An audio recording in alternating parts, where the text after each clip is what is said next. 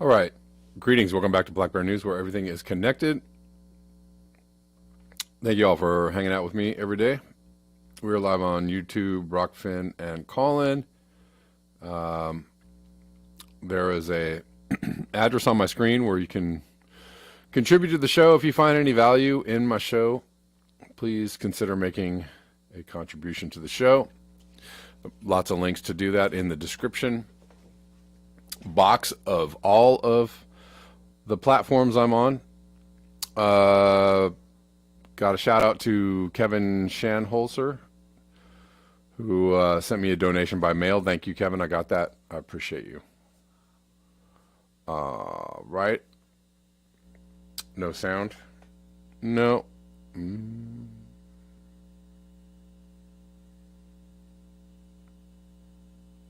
No sound. I don't know. Should be sound.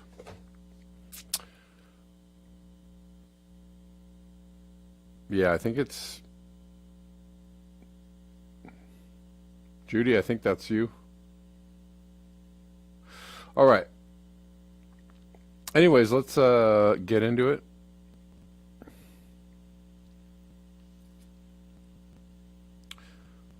Oh, you know what? I don't know if Jimmy Dore. Did anybody see the Jimmy Dore or listen to the Jimmy Dore live yesterday? He did a good. We've been talking a lot about the farmers in Europe and elsewhere. That situation. Why is my? It seems awful. Not supposed to be quite so rocky. Anyways, he did a good segment on the farmers and the farmer situation. And hold on. Well, I'm not gonna try and go find it right now. Sorry, guys, if you're getting a little seasick from my computer moving. But anyways, he did a good report on it. I guess one of the wrinkles in the information around what's going on with that is that the EU, I guess, for a few years has been raising its goals on minimizing nitrogen emissions, and I guess a lot of the farmers have already cut their emissions by 2/3 or something. And now they're going even, from the point at which they have cut their emissions by 2/3. Now they're saying, well, now you got to cut your emissions by half of what you've already cut your emissions by. So I don't know if that's totally true. I kind of tried to find some info on whether that was true or not, but I'm just taking it at face value that that's what's going on. So, and that certainly seems, like they're trying to move pretty quickly on this nitrogen thing, and it is having ultimately the effect of putting farmers out of business. So there is, I think that it looks like there is some kind of a land grab / power grab by the authorities, right, over food production. And so that is certainly concerning, and I don't,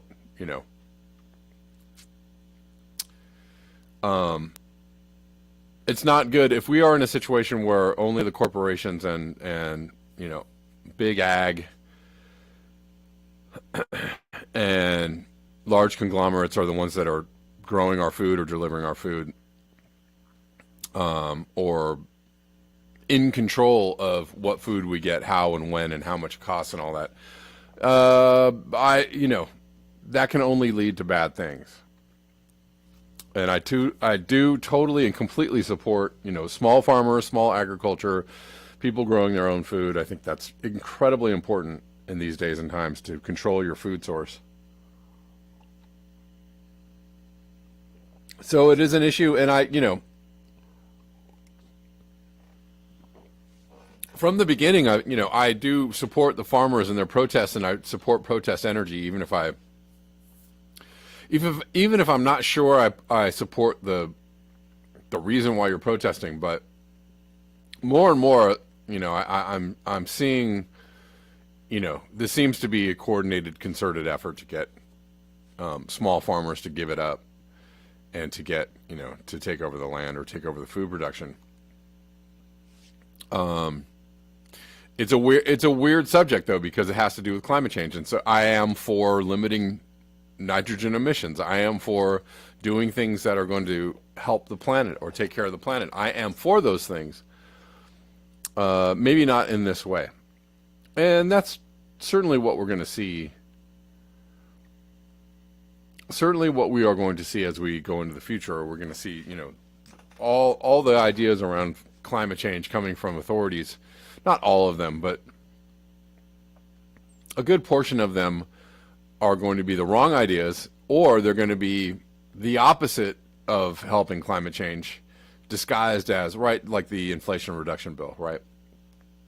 Oh, this is going to help climate change. Well, no, actually, it helps fossil fuel industries, so it's doing the opposite. No, you know what? I didn't see that another person actually mentioned that article to me, and I didn't see it yet. So I will try and get to it. Anyways, this is just some footage. This is in Serbia. Serbian farmers. So it seems like there is a, very widespread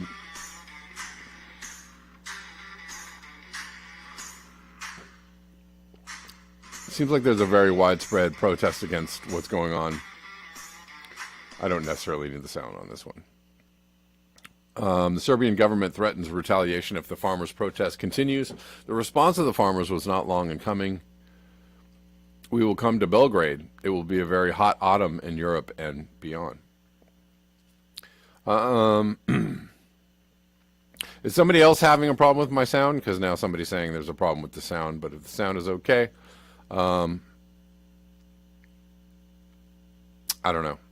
Somebody else said something about the sound. I have sound. People can hear me, as far as I can tell. But if the sound is bad or crunchy or crinkly, please let me know. I can fix that too. I don't know, Jim Pye. I think that's a pretty. Jordan Peterson is completely ignorant on almost everything about science. I don't know. It's a pretty extreme statement, and I actually don't agree with that. I think Jordan Peterson is an intelligent person. I don't agree with everything that he thinks or says, but I mean, the man has some intelligence. And I don't know. I think he's shifted his ideas around climate change, or I don't know, maybe they haven't shifted. But I played a clip of him maybe a year or two ago, and somebody asked him about climate change, and he was just like, I don't see us figuring it out. So he didn't say climate change is a hoax, climate change isn't real. He's like, well, when I look at the situation, I see it as being unfixable. I don't know. That's a pretty astute, a lot of people have already come to that conclusion. That's a pretty astute observation, I would say.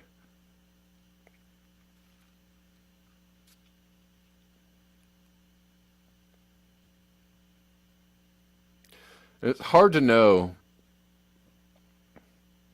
when you talk about like Joe Rogan or Jordan Peterson or people like that, it's hard to know whether somebody actually has an opinion about them from their own, or Jimmy Dore or anybody else. Do you actually have an opinion about this person based on your own experience of them, or is it an opinion based on someone else's opinion of them? And I really urge you to ask yourself that when you say, oh, Joe Rogan is blah blah blah, Jimmy Dore is blah blah blah, blah. Jordan Peterson is in blah blah blah. I don't know. Do you actually listen to them? Do you listen to them for over a period of time? Right? Do you take in their information in a way so that you can make an educated, have an educated idea about them? I don't know. Just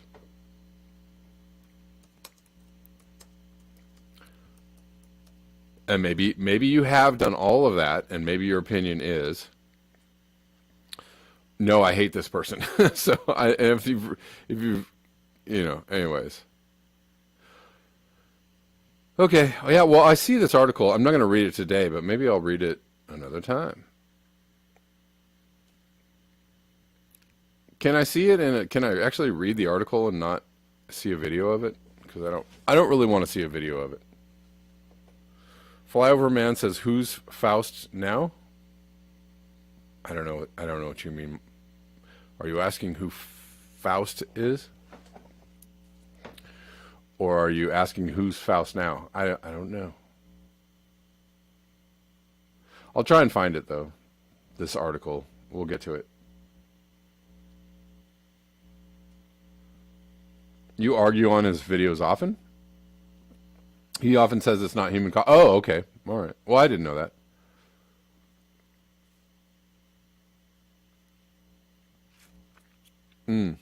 Okay. I see. I see. Well, good. Good, good, good. Jordan is smart with the archetypes of in human psychology. He is. He is. He understands, that part.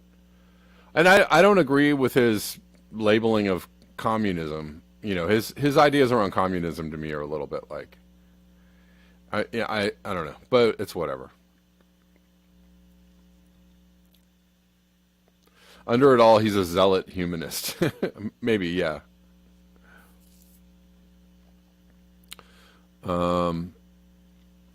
When he says, the way in which he talks about communism is funny to me. Or when even the term, what is it? Cultural Marxism is like,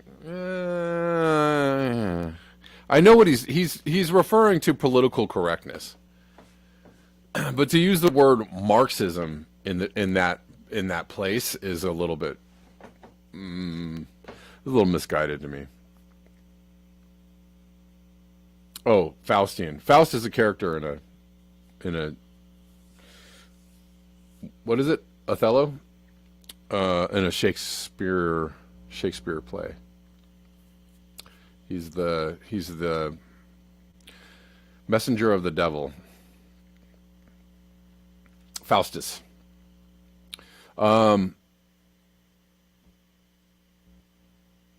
Yeah, cultural Marxism. That's the global Marxist elite conspiracy theory, right? Yeah, it's like it's not Marxist. It's You said you know that. Why is the show called that? Oh, well, we'll get there. We'll get there. Just hold on. We'll get there. I'm taking a long time getting there, but just just hang out. I mean, the Faustian Bargain refers to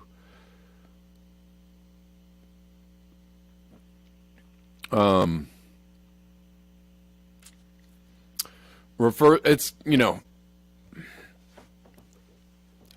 to kind of the catch-22 we're in with climate change, which is you're damned if you do, you're damned if you don't. We're going to get there.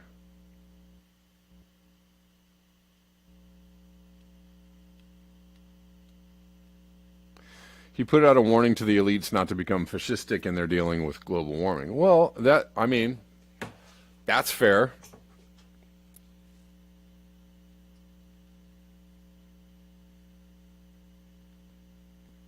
I don't see anything wrong with that.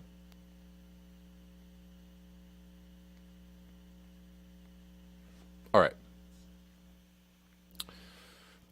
Anyways, let's get into it.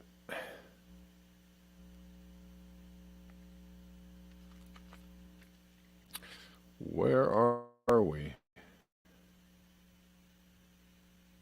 Anyways, lots of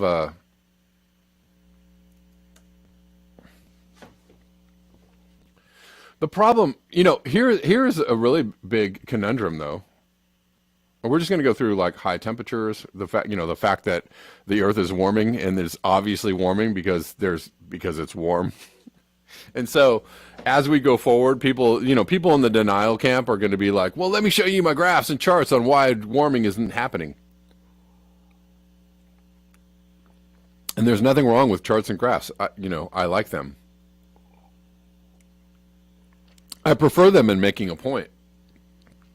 But when something is obviously happening observably happening, and you're like, let me show you my charts and graphs on why it's not happening. I'm like, but you're trying to tell me that, the Earth is not warming, but it's hella hot, like every day.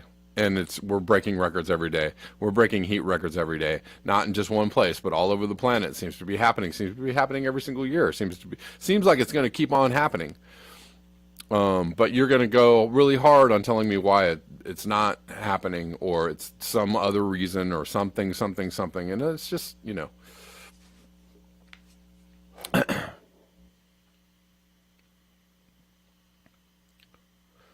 Anyways, today, 17th of August, the heat wave in the northwest USA and southwest Canada is intensifying. Lytton, BC is heading towards 100 Fahrenheit. Yesterday, 110 Fahrenheit at Redding, California. That's pretty warm. Where the heat will last the whole week. Salt Lake City, Utah recorded its 22nd day of above 100 Fahrenheit, a new record with one or two more possible. So again, that's another data point.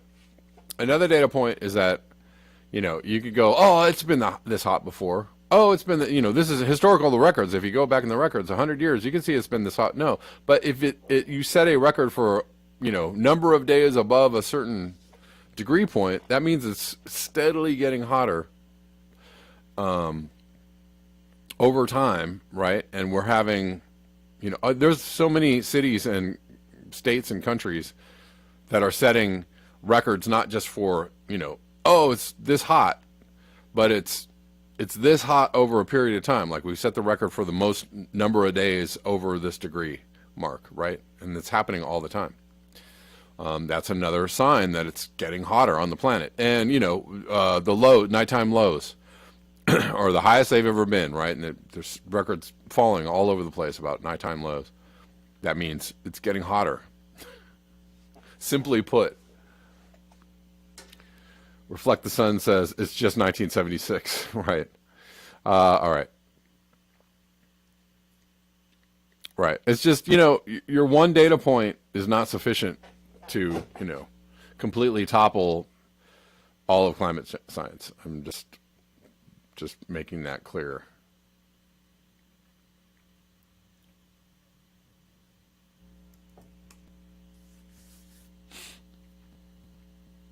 In a year where there is an increase of just 1 degree Fahrenheit in temperature, Indian GDP falls by as much as 17%. Will be very interesting to see the results of this year's heat waves. Sure. Oh, didn't see that. Now you saw it. Now you know.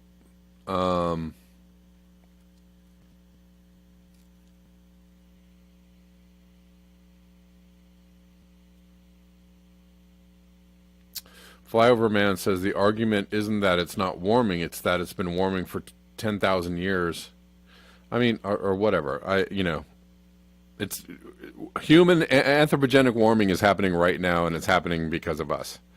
So I'm not going to argue that point necessarily. Has it been warming for 10,000 years? No, I don't know. Maybe. But, I mean, we're talking about human-caused warming, and a carbon tax won't slow it down. On that point, you're right, Flyover Man, yes. A carbon tax is not going to slow it down. You're correct.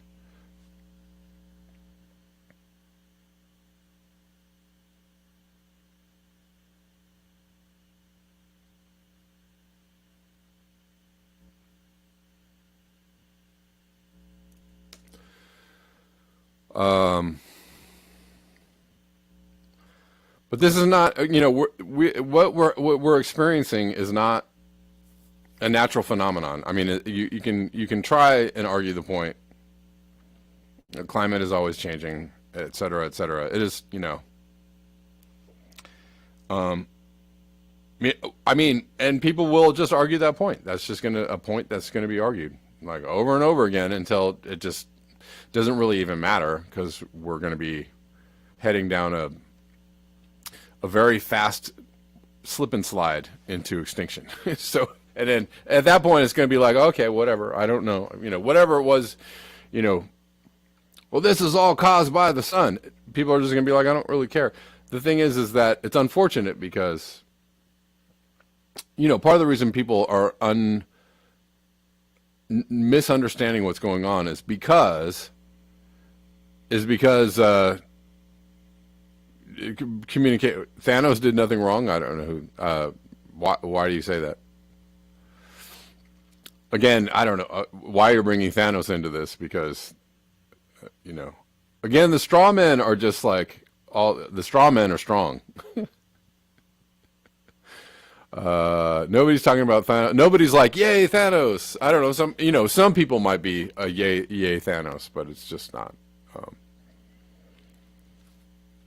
It's like, well, climate change is man-made, therefore you want to kill people. It's like that line of reasoning from, well, people are causing climate change, therefore they're bad, therefore you must kill them. It's just like one of the most ludicrous, like, not logical thought processes, but it's very popular. That's a popular thought process out there in the world. You believe in climate change, therefore you want to kill people. No, no. We're trying to actually get people to not kill themselves. I think that is the point. Right? Hey, you're heading towards a cliff because you're doing the stupid. So stop doing the stupid, and maybe you might avert the cliff. Right? Nobody's saying like, hey, stop doing the stupid. You're headed towards the cliff, but let me kill you, so you stop doing the stupid. That's that's just not. It's not what people are saying. I said not what people who are interested in climate change or understand climate change aren't saying like, man. I mean, some people are into it. I mean, some people think that way. Might be cheering the end of humans, but it's just I'm not one of those people. And most people that are are like, hey, we are killing ourselves, right? Why you want to do that? Stop slapping yourself. Stop hitting yourself. Stop pooping where you eat, because that's not going to end well. Mostly it's about preserving. Most of climate change understanding and action is about preserving humanity, or trying to preserve the planet for the planet's sake and for humanity's sake. It's not about killing, it's about preserving.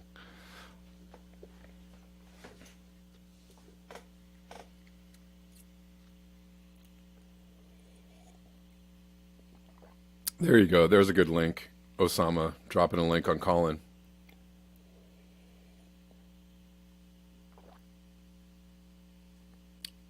I agree with you on that. Flyover man, yes. People in power are not interested in slowing the warming. No. They probably understand that they can't slow it, and they're just trying to hoard enough to survive it. Yeah, I agree with you on that one. Yes.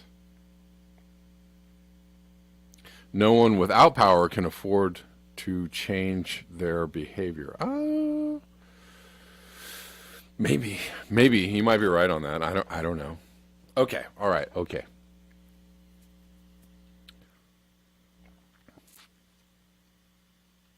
Anyways, one thing we've learned over the last month is that the UK is not prepared for 1.2 C of global heating. 1.5 will happen in the next few years, and 2 degrees is just about inevitable before 2050. And those are all very true statements.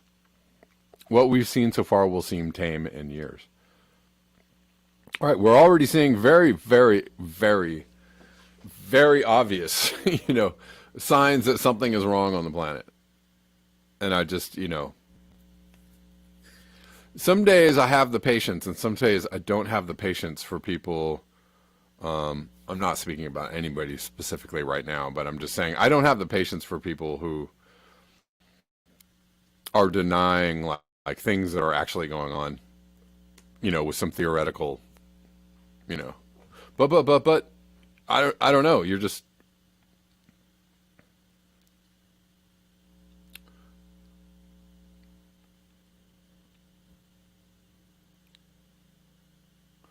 Breaking news, Beibei or BB in China, I don't know how to pronounce that, just reached 45 C. This historic temperature is the highest reliable temperature ever recorded in China outside of Xinjiang. Or Xinjiang, I don't know how. It's pretty high temp.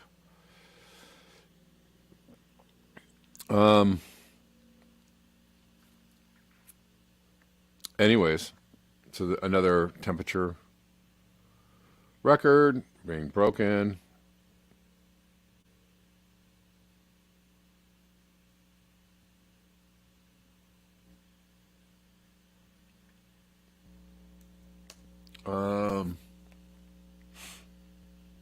The extreme effects of climate change are already being felt across the globe at 1.2 C. This is Peter Dines, and yeah, that's true. 2 C is a point we must not even get near. That's funny. I think that's funny. Because that sounds a lot like, remember the one, well, we cannot cross 1.5 C. We can't do it. Remember that one? And we're going to cross 1.5 C. And we're going to do that real soon. And I think High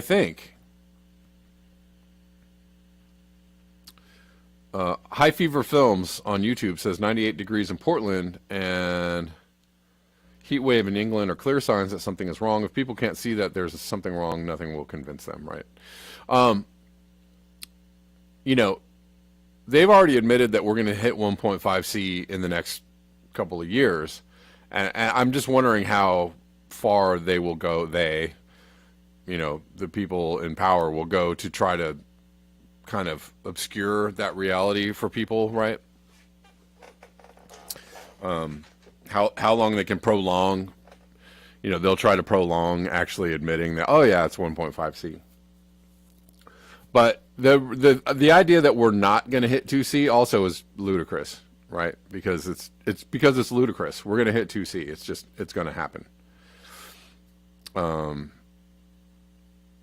Even if we stopped emissions, even if we ramped up the whole geoengineering machine, even if we did all that, we're going to hit 2C. I don't know. Maybe if we did the whole fleet of planes doing geoengineering out there to keep the temperatures down. Maybe we might avoid 2C, but for a little while, right? Because that's a temporary, guys, we're going to, make a big volcano happen so we can keep the temperature of the earth down. But that is going to be a temporary fix, I think. And that's not going to happen, eventually, it's just, anyways, 2C is going to happen. So it's just this whole, like, we must not cross 2C. It's just not, I don't really actually appreciate Peter Dines talking to people like this as if, well, we got to do something in order not to get to 2C. But I don't know. Everybody has their hopium points, I guess. I have mine. But we're not gonna miss. It's just not gonna happen. 3C as a 2100 target is madness. In 2100, we're gonna hit 3C. I don't know when we're gonna hit 3C. Who knows? I don't know. I just don't know at which point even if we did everything we can now, we're probably gonna hit 2C. In the next. 20 years. Can we reel ourselves back from that? Can we hold that off or stave that off somehow? I just don't see it. I just don't even see it. And once you get there, then everything falls apart. And it's unfortunate. All right, let me get to this article. I want to read this article. It's going to take a little time. I apologize. All right, William, we lost you yesterday. What's up, William? How you doing? Hey, Kev, can you hear me today? You're a little low. Shoot. Yeah, you're good. You're good there. You're good there. You're good. Okay, I'll run through this real quick. 1959, Columbia University, New York Petroleum Institute Symposium. on energy and man. Yeah. Edward Teller, you know about this? No, keep going. Edward Teller, who helped develop the hydrogen bomb, steam scientists, 300 government officials, economists, scientists, industry executives, all gathered together. He presented his arguments on global warming, which he was spot on. He couldn't predict exactly the temperature rate of change. It depended on what they did, regarding cutting back on greenhouse gases or not. But if you can find that, everybody, it's The Guardian has posted it, 1/1/2008. So Okay. they knew, and they didn't want us to know. Just like the cigarette industry. You know what I mean? Maximize profits. This is not really credibly disputed. And they did everything they can, they being the oil gas industry, to suppress the science that they were given. Yes. You know what I mean? Yes. Now, I'd like to say a couple positive things, because if you give me another minute, I'll try and run through them. But I mean, Okay. it's a strange paradigm, because we're at a crisis now, which obviously if they'd started doing things back in the late 50s, since 75% of the greenhouse gases have been emitted since then, you follow me? Yeah. Maybe we had a freaking snowball's chance in hell. Right now, I don't know. But for sake of discussion, which may be only academic, why do I say that? Okay, consider the Princeton Northwestern study, Professor Gillens and Page, respectively, 20 years. Your vote does not matter. Right. If that was 20 years study on Congress and votes, and what gets passed is what the special interests want. So the problem being, we can understand the science, we can make arguments. Where do we go with it?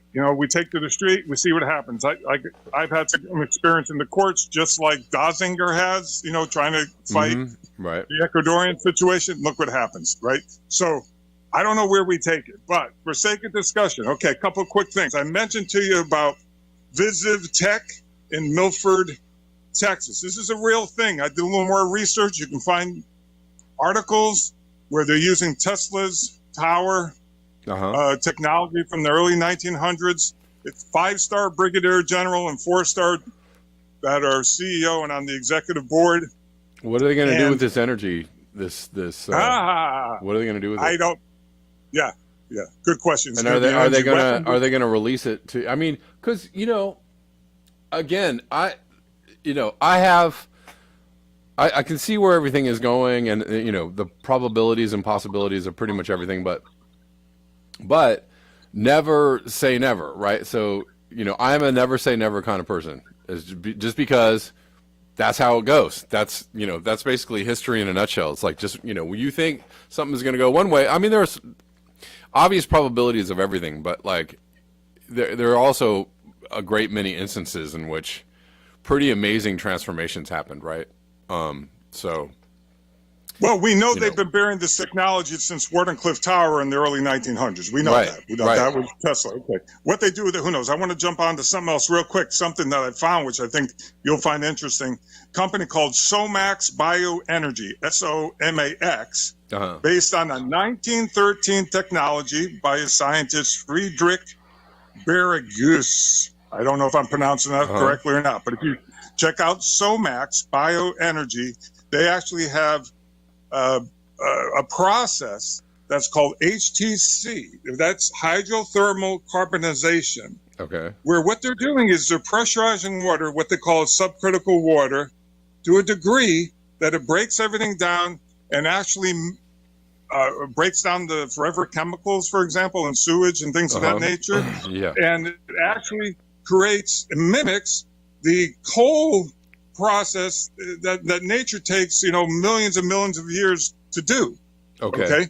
And, right. So that's something, again, technology that's been out there since the early 1900s. So it imitates the production of lignite coal.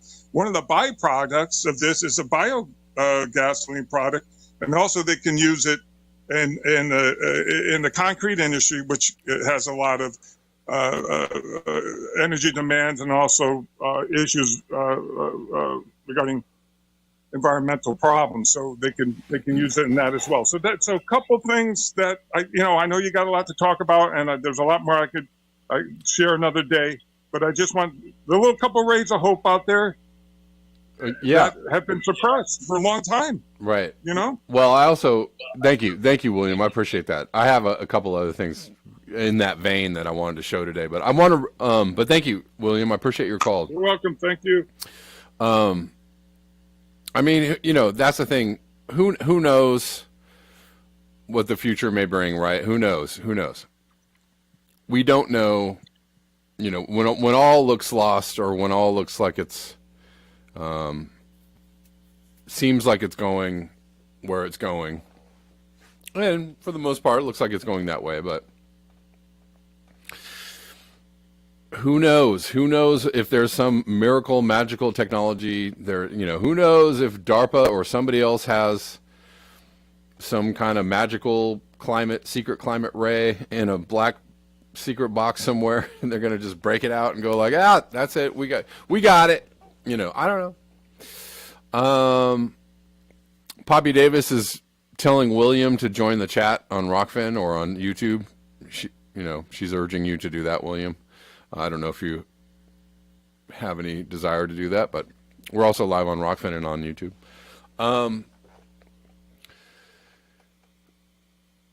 Anyways, I want to read this article. This was going around, where did I see this? Twitter, other places. The best kept secret in climate science. So, this kind of explains the predicament that we're in. Not kind of, it does. Anyways, this is more in line with like the ultra doomist approach. Ultra doom that people were on a few years ago. Not that people aren't on ultra doom now, but as people come to understand the predicament of climate change, it can be overwhelming. Anyways, this woman, Monica Lee, wrote this article, The Best Kept Secret in Climate Science. Disclaimer, please stop reading if you are doomed out and would rather read solution-oriented articles sprinkled with sugar-coated positivity. I understand your need to avoid our harsh reality in order to cope with daily life, but some of us realists are unable to build up a wall of protective denial around us and pretend that everything will be okay. We've disrupted the Earth's climate systems to the extent that, ironically, the only thing that's kind of saving our asses right now and keeping us from experiencing a summer hotter than Hades is also what's killing about 4 to 7 million of us every year, industrial aerosols or pollution. We don't truly understand the climate crisis and just how fucked we are unless we understand the concept of global dimming or the aerosol masking effect. Dr. Guy McPherson, Professor Emeritus at the University of Arizona, has given engaging lectures and has written extensively about the AME and refers to it as the best kept secret in climate science. The term global dimming was coined by Dr. Gerald Stanhill, an English immigrant who was hired to work in Israel to figure out how much water was needed for crop irrigation. In the process, he discovered a 22% reduction in sunlight when comparing measurements taken in the 1950s to those taken in the 1990s. This reduction in sunlight slowed down evaporation rates, although global warming rates have steadily increased over decades. The general idea of AME is that some of the pollution we're emitting in the form of sulfur dioxide is actually keeping us cooler. Tiny water particles bind more readily to SO2 particles, reflect sunlight, and prevent further global warming. If you live in one of the areas afflicted by never-ending heat waves right now, you don't want to know how hot it would get without the cooling effects of aerosols, but scientists estimate that aerosols offset the effects of global warming, depending on the source, anywhere from a whopping 40 to 55%. Therefore, the potential risks of reducing our emissions quickly and abruptly at this late stage, after a long history of poisoning the planet, are akin to an alcoholic abruptly quitting alcohol, dangerous and life-threatening. By the way, I personally think that the powers that be are well aware of this. They understand the global, the aerosol masking effect, and that is, if there's geoengineering going on, that's what's going. I think geoengineering is going on, has been going on for quite a while, right? They understand it completely, and they understand they need to keep the temperature of the Earth down, so as to keep people from freaking out, and they're doing that quite handily.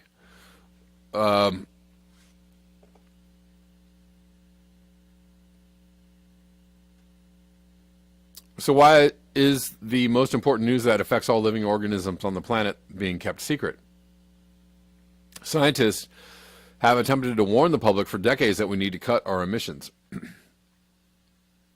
While it's true that we can't continue to poison the planet at this rate because it's killing anywhere from about 4 to 7 million people every year, the loss of cooling aerosols and the AME would kill us faster, thus creating sort of a Sophie's Choice type paradox. Say what? It's already too effing hot. I've been sitting here in my own puddle of sweat in this never-ending heat wave since the beginning of June. We can't afford to lose a mechanism such as the AME that offsets the ever-increasing warming trend, and certainly not one that's keeping us about 40 to 55% cooler. Perhaps the AME is deliberately left out of mainstream discussions because it complicates the general message that we need to cut our emissions. And populations don't seem to respond to simple messages too well, let alone complicated ones, right? And that, man, there's a whole lot to say about that paragraph, but people don't even understand that climate change is happening because they can't even understand the complexity of climate change in and of itself. But that is also the fault of the communicators, right? People are not communicating well about climate change and about where we're at. And if the powers that be know that we're screwed, it's in their best interest to keep everything going as normal as possible for as long as possible so they can keep, sucking up all the war budgets and sucking up all the wealth and sucking up all the taxes and sucking up all your wealth and right? They need to keep farming the energy of the planet for as long as possible.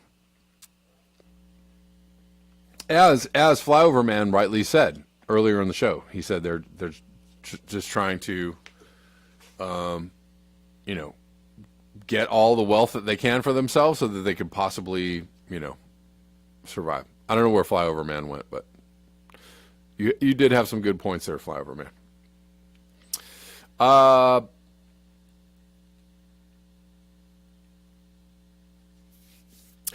I'm reminded of the movie Life is Beautiful, in which the main character, portrayed by Roberto Benigni, attempts to shield his young son from the horrors of being placed in a Nazi concentration camp. So he tells him that they're really playing a game. If the boy does what he's told by his father, he will accumulate enough points to win a big tank for the grand prize in the end. We are handled similarly with kid gloves by our mainstream media. In their attempts to mollycoddle us, they have shielded us from the horrifying predicament while pounding it into our heads and simplifying the solution to our climate crisis with the idea backed by the latest UN climate report that we need to peak our carbon emissions before 2025, cut them by about half by 2030, then cut our emissions to net zero by 2050. Or we'll really face the consequences, as if they aren't already happening. Weren't we all taught by our parents and teachers that honesty is the best policy? What they meant is to say honesty is the best policy except when it interferes with your ability to make money. And if you interfere with the ability of corporations or institutions to make money, your life will be made a living hell. And that is well known. We all know what happens to whistleblowers. I'm not a scientist with a cushy university position at stake, but I do know how to do my own research, and I've lived long enough to notice unprecedented patterns like the ones we are currently experiencing. Right. I mean, yeah. If you're awake, if you're breathing, if you're alive, if you are, I don't know how people can't see what's going on, but apparently it's interesting. There was a lot of talk a few months ago, or maybe last year, about people who couldn't see the COVID thing, and they were like, well, there's, really intelligent people out there running around who can understand all kinds of things, right? But they just can't see through the COVID thing. Man, let me tell you, how many of those seemingly smart people who can see through all kinds of stuff can't see the climate change thing? They just cannot do it. They won't do it. And that applies to a lot of people who, people understand as very intelligent, truth-seeking people. They can't understand it. They can't see it. For whatever reason.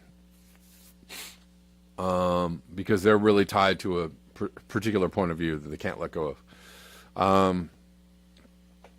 Anyways, I resent being treated like a child, as if I haven't noticed that the majority of insects are disappearing. Trees that used to be carbon sinks are now carbon sources. Or maybe notice that trees are going away. In my city, in my town, I can see trees going away and are being destroyed by the increasing number of wildfires faster than they can be replaced. Billions of animals are also perishing in heat waves and wildfires faster than they can be replaced. Birds are literally dropping out of the sky due to malnutrition or heat waves. And masses of dead marine life are washing up on shore with more frequency. Even people who live in the hottest places on the planet and are accustomed to hot temperatures in India and Pakistan were crying as early as April, "We are living in hell." Wet bulb temperatures with previous maximum temperature of human survivability at 35 C, which is 95 degrees Fahrenheit, with a 100% humidity, have been lowered in a recent study to 31 C, or 87 Fahrenheit, with 100% humidity, even for young, healthy subjects. For older subjects, the temperature is likely lower. I don't need to be told what this spells out for all of us. Dr. Michael Mann, scientist and corporate whore who praised Joe Biden for his climate plan after his election, blatantly lies in this interview posted here on Medium. He says, "There's no science that supports the idea that we're committed to some sort of runaway warming. The science pretty clearly now indicates that how much warming we get is a function of how much carbon we burn. And the flip side of that is if we bring our carbon emissions to zero, the warming, at least for of the surface of our planet, stabilizes very quickly. We basically stop the warming of the planet if we stop polluting the atmosphere with carbon." I mean, that is very simplistic and is ridiculous on some levels, but it's also, I mean, listen, if you stop the aerosol masking effect, yes, it's going to lead to rapid heating, but you are going to remove the carbon that you're putting in the atmosphere that's contributing to more, whatever. Anyways, on some levels that's true, but it's misleadingly true. I don't know how these kinds of comments go unchallenged, and Joe Biden never had a plan. I mean, the whole Joe Biden is fixing climate change, ridiculous. And Joe Biden never had a plan, in case you were optimistic that we were going to get our shit together in the United States. As the world's biggest carbon emitter historically, and currently the world's second biggest emitter, and take the first steps to reverse course and serve as an example to other nations. A recent U.S. Supreme Court ruling just dealt a crushing blow to the EPA's power to regulate emissions. Most of us haven't even noticed that we've run out of time to really do something. And the only choices we currently have are to continue with business as usual like we've been doing and watch mass die-offs in horror, or attempt to geoengineer ourselves out of this mess and hope against all odds that luck is on our side. Do you ever wonder why geoengineering solutions to save the planet have even been considered in the first place? More scientists are now admitting that if we don't consider them, we are positively screwed. Even if we were able to curb our emissions to net zero right now, the rate of warming would continue to increase due to the built-in warming from CO2 emitted from about a decade ago, and the tendency for CO2 to linger in the atmosphere from hundreds to 1,000 years. If we attempt geoengineering solutions, the best-case scenarios of implementing these Hail Mary attempts could theoretically buy us some time, but more likely will cause more harm to the planet in the process and cause ourselves to become extinct faster. These are our choices? Yes, apparently. What former NASA scientist Dr. James Hansen has referred to as the Faustian Bargain the devil has come to collect. The stakes are much higher today than they were decades ago. We've waited way too long, and instead of curbing our emissions when it really mattered, we've doubled down, driving exponential growth of human population and expansion, global carbon emissions, and resource depletion thanks to capitalism. All right. I just want to point out, this is the same thing that was pointed out in Planet of the Humans. And I want to point this out to all the depopulation agenda people or the climate change agenda people. Apparently this has been a long planned, evil, concoction by the elites for decades and years. I don't know. People have been warning about climate change for a long time, and what happened in that time that we've been warned about climate change, it's gotten worse. More emissions, more capitalism, more consuming, more destruction, more population. So if there is if there's a population depopulation agenda, we've got more people on the planet than ever before. And there's no plans on that stopping. There's no indication that that is going in the opposite direction. So, you know, I don't know. That's not happening, okay? The depopulation agenda and the climate change agenda is not happening. Now, you can say that the people at the top don't care whether they kill people along the way of making profits, or if they kill the planet along the way of making profits. They don't care. If they're going to use climate change as an excuse to do something stupid to you, sure. But they don't care about the climate, and the climate is certainly getting worse. So this isn't really an agenda that has been taken very seriously, if it is an agenda whatsoever. So I don't know. You know, pumping people full of vaccines that potentially will kill them is a sloppy money-making agenda and an I don't care about you agenda, but it's not a depopulation agenda per se. They just think that you're expendable. There's a difference. There's a big difference between you're expendable and a depopulation agenda. They're not depopulating the earth anytime soon. Sorry, it's just not happening. Are they going to do it accidentally by, nuclear war or, continuing destroying the climate? Sure. That's not an agenda. That's just, we're being dumb and we're walking into a brick wall. That's just not the same thing.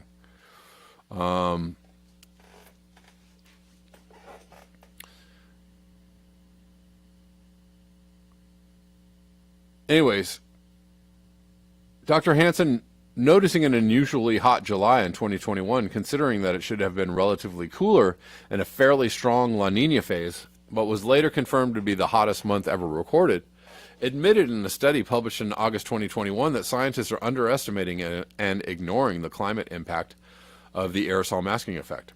He recently stated that reducing aerosol pollution could double the rate of global warming over the next 25 years. That's not good news, considering that the amount of heat that the Earth traps has doubled since 2005 and is warming faster than expected. The AME is the biggest wild card in climate change, perhaps the least understood climate forcing impacting global warming, and it complicates any geoengineering solution that exists today. Indeed, the most recent and well-known examples of real-world immediate impacts of the AME on global warming were the eruption of Mount Pinatubo in the Philippines in 1991, the temporary grounding of all airline flights after 9/11, and the temporary halting of production and manufacturing during the lockdown in China in 2020. How did each scenario affect global temperatures? The eruption of Mount Pinatubo caused a reduction in global temperature by about 0.6 C or 1.1 Fahrenheit for about 2 years. The vast amounts of aerosols injected high into the stratosphere created a cooling effect.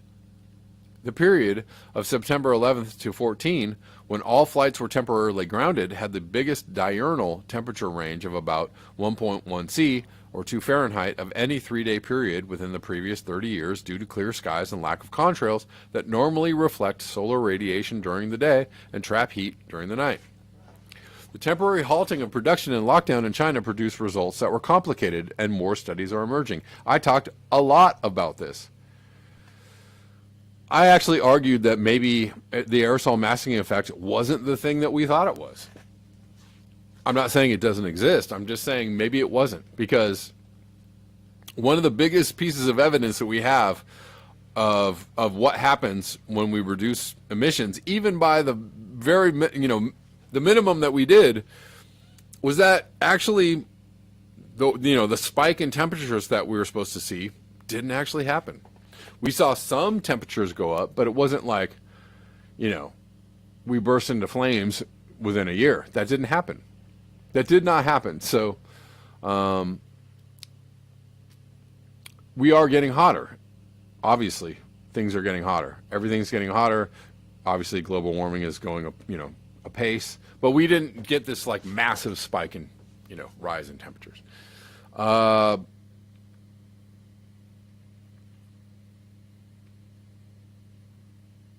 Anyways, local temperatures in China warmed by about 0.3 C, and other areas with substantial aerosol emissions, like the United States and Russia, warmed by about 0.37 C, which is, pretty large for 1 year. Despite the large drop in CO2 emissions of 5.4% in 2020, the amount of CO2 in the atmosphere continued to grow at about the same rate compared to previous years, and methane grew by 0.3%. Also, all of these factors, definitely complicate what actually happened there at a faster rate than any other year within the decade due to the reduction of nitrogen oxides. And, man, this conversation gets really complicated because what are they trying to do in Europe right now and other places? Reduce nitrogen oxides and reduce nitrogen emissions. And this complicates it, right? Because the reduction of the nitrogen oxides, indicates that other things went up very quickly. So I don't know what's happening.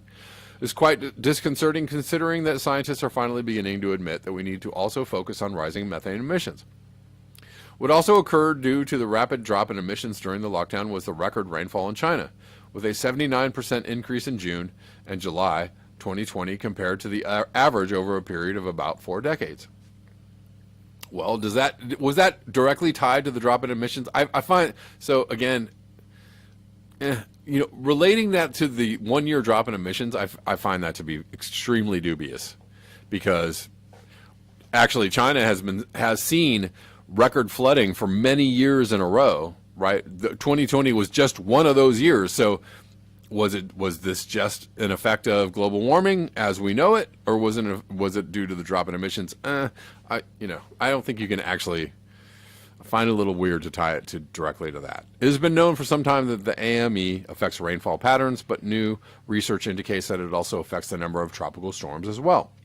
A recent study by NOAA scientist Dr. Hiroyuki Murakami suggests that a 50% reduction in aerosol pollution in Europe and North America over a 40-year period from 1980 to 2020 led to a 33% increase in hurricanes over the Atlantic Ocean. Okay, that's interesting. Conversely, increasing aerosol pollution in mostly China and India led to the cooling of the land surface, reducing the temperature gradient between land and ocean, which led to a 14% decrease of cyclones in the North Pacific from 1980 to 2020. This New York Times article that points to Dr. Murakami's study concludes just how problematic the AME is due to 2 factors. Aerosol cooling has been compensating for greenhouse gas warming, and governments will face difficulties when trying to cut pollution due to a likely increase in the number of storms. But wait, weren't there an increase in the number of storms in just the last 4 or 5 years in the Pacific? That's very complicated.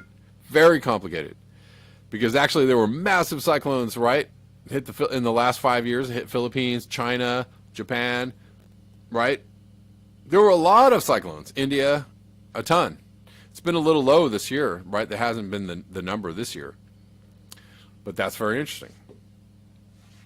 But is that due to aerosol masking, or is that due to just good old global warming? How do you know? How do you know the difference? How can you tell? Please don't be that person in the comment section who says, well, you point out what's wrong, but you don't propose any solutions to fix our problem. You could read this article by Jessica Wildfire on ways to adapt to our crisis.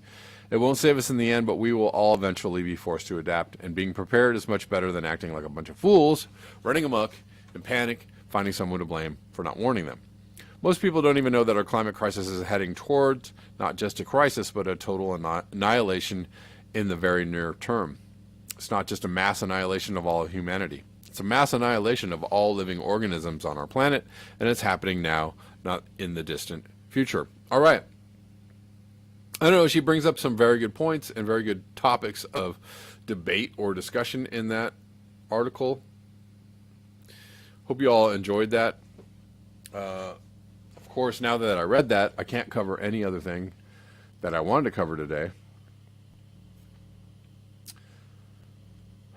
But if Flyover Man was still here, he would realize why my video was titled Faustian Bargain. But you kind of have to stay for the whole show to actually get that.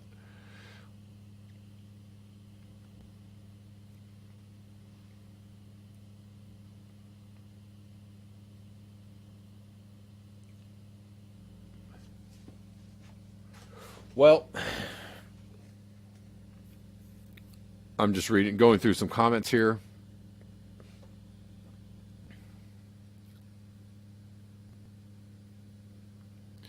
On Rockfin and on YouTube.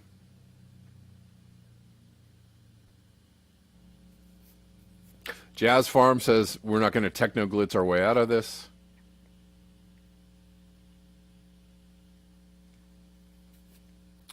Probably not. I seem to have lost my comments on YouTube. Or maybe not. Maybe I didn't. Okay. All right. Thanks, Gene.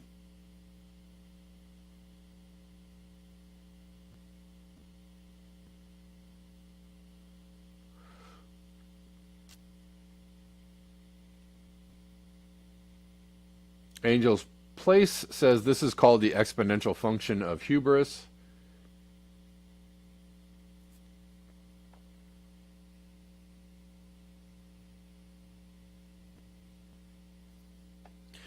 Jazz Farm says if I can grow it, cook it, or buy it, I freeze dry it. I'm not going into the killing fields that grocery stores will become when the sleepers freak out.